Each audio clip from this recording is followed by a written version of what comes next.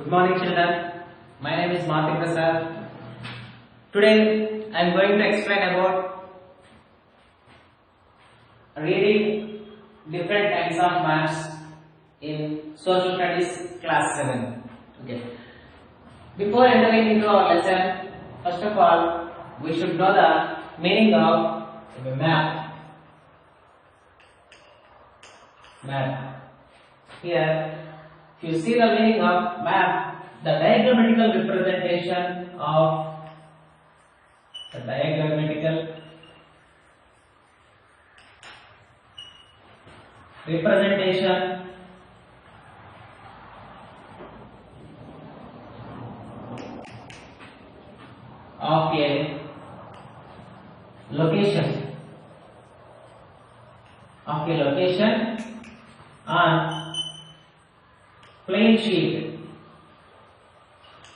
on plain sheet that is called a map.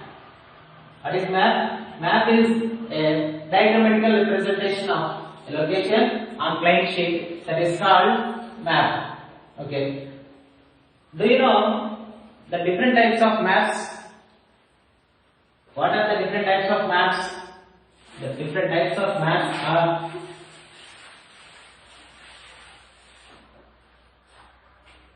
different types. First one is physical maps.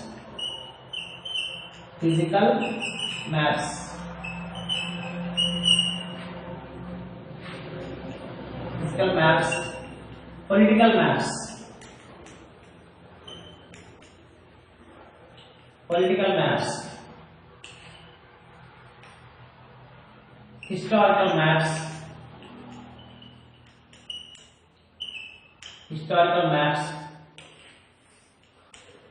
and thematic maps.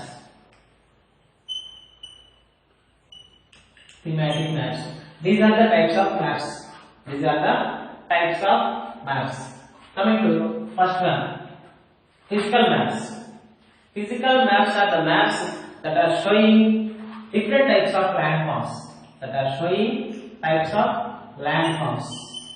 On the plain sheet. The physical maps that are showing different landforms on the map. Okay, do you know the different types of landforms? We already learned in earlier classes. The different types of landforms are plains, plateaus, mountains. These are the different types of landforms. Okay, with the help of these physical maps, we can show the water bodies like oceans, seas, rivers. Physical maps that are showing different types of landforms, oceans, seas, and water bodies like oceans, seas, and rivers, and along with these two, continents. On physical maps, continents also you can observe. Okay. Now coming to political maps. Political maps are the maps that are showing states and capitals and countries, continents, states and capitals, countries. Along with these, political maps are showing the transporting ways. Different types of transporting ways in the political maps. The political maps are also showing different types of transporting ways. Those are roadways, railways, and waterways. These are the different types of transportation systems which the political maps are showing in the maps. Okay. If you see the historical maps, if you see about historical maps, Historical maps only, the maps, they are only showing about the kingdoms of the famous emperors or the kingdoms of the emperors. The historical maps are showing kingdoms of the kingdoms of emperors.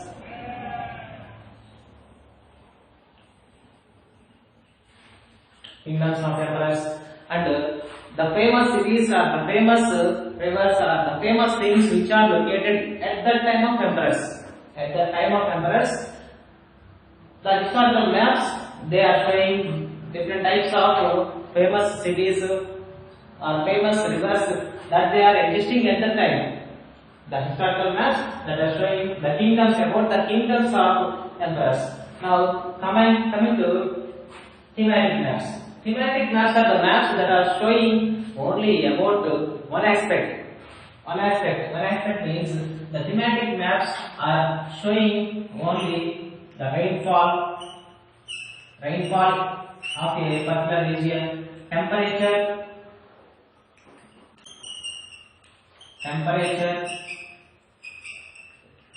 climate.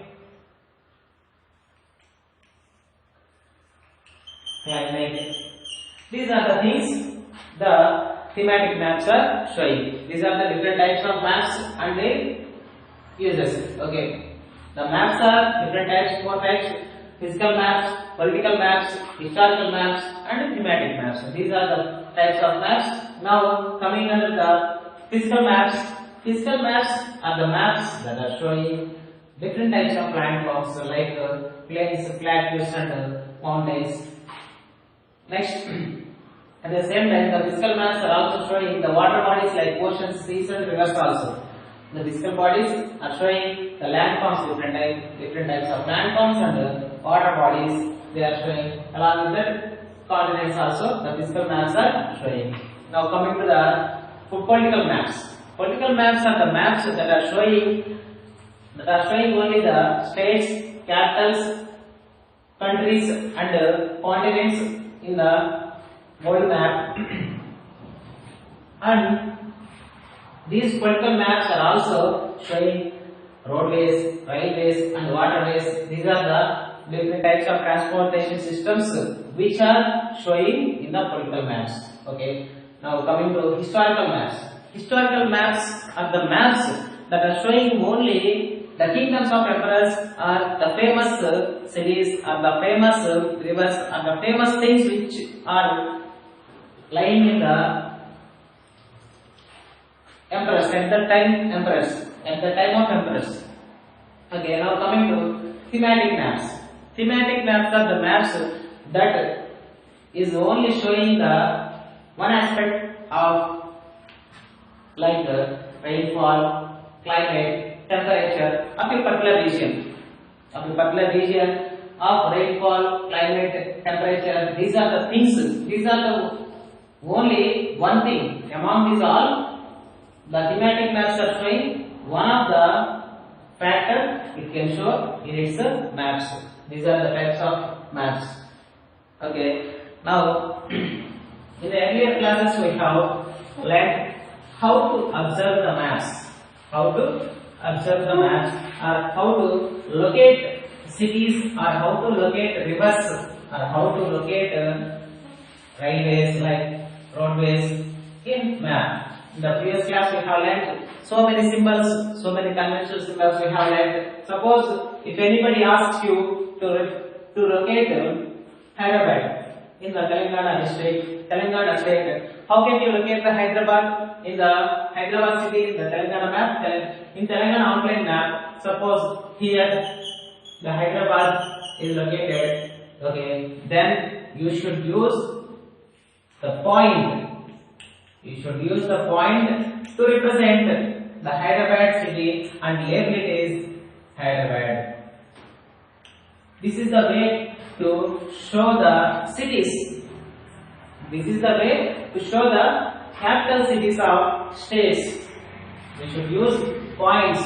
Why? Because we only use these points because these are the conventional symbols. This is the convention, one of the conventional symbol. Conventional symbol means the symbol that is commonly used for all. all the maps. Okay. Now, suppose if anybody asks you to locate the railway station nearest from you, okay, then immediately you can draw the railway track symbol. Railway track symbol. Because this is also one of the conventional symbols. That's right. This conventional symbol is common for all maps. In all maps, we should use this type of symbol for representing or for showing railways. That's why it is called as railway track, railways. And finally, suppose if anybody asks you the stream of Godavari in your district or in the state of Telangana, the stream of flow of Godavari river, then how can you locate? Okay, on the map we can locate the stream in the map. Suppose if it is the Telangana like this, okay, the stream of flow, if it is, let us assume that if it is the stream of Godavari, we should use the blue colored line.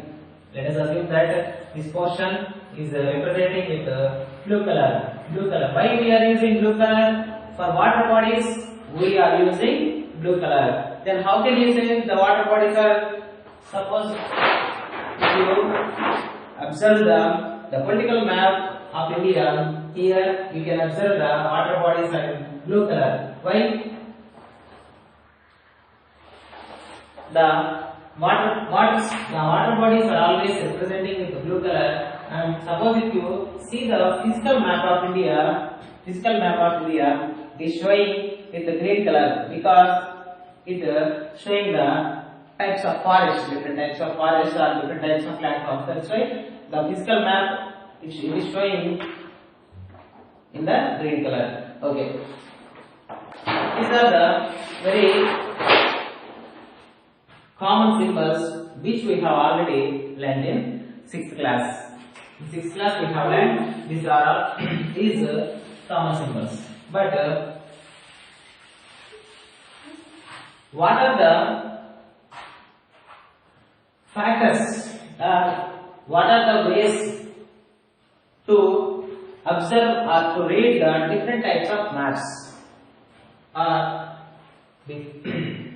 The different types of factors that are very helpful to read the maps are, first of all, we should know the directions of a land.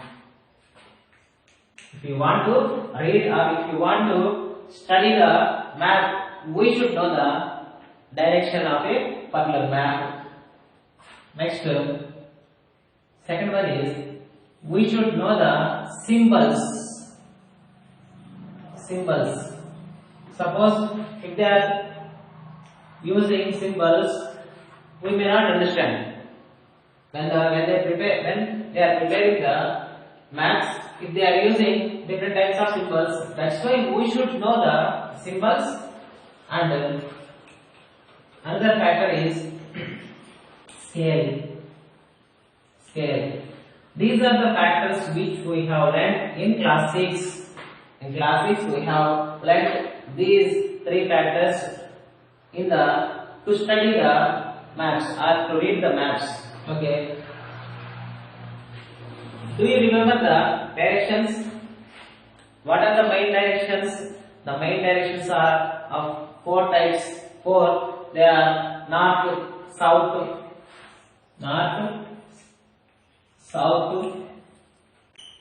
west and east. These are the main directions that we have. And the diagonal directions, northeast, northwest,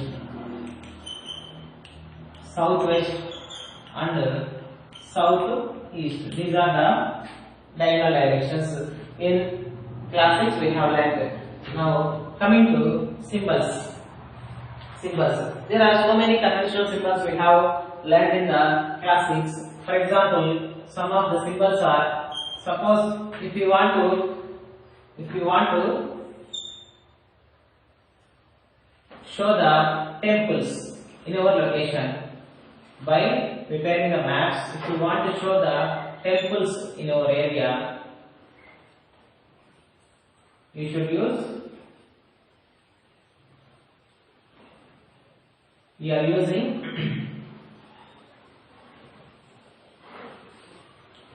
this symbol. Suppose if you want to show the church,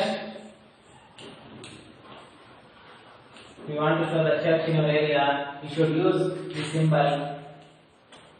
Suppose if you want to show the roads, different types of roads in our village, this is roads.